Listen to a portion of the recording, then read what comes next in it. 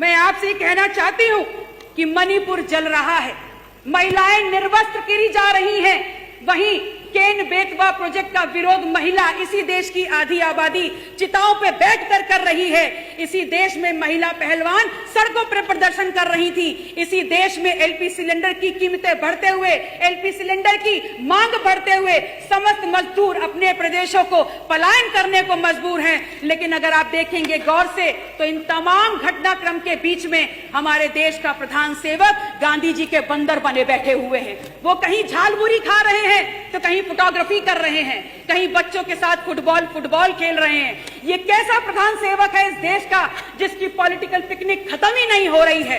और आपके सामने यकायक ये महामानव अवतरित होते हैं तब जब 3 दिन के सत्र के बाद आपके कुत्सित मंसूबों को समूचा विपक्ष धराशायी करने का काम करता है। आप आते हैं, आप अवतरित होते हैं हमारे सामने तमाम सरकारी प्लेटफॉर्म्स को यूज करके, जैसे दूरदर्शन, जैसे संसद टीवी, रोना रट्टा मचा देते हैं। और क्या बोलते हैं? किस लिए आते हैं? इसलिए आते हैं because you wanted to build a political narrative and that too when just before when the elections of various states were going on in Indian country।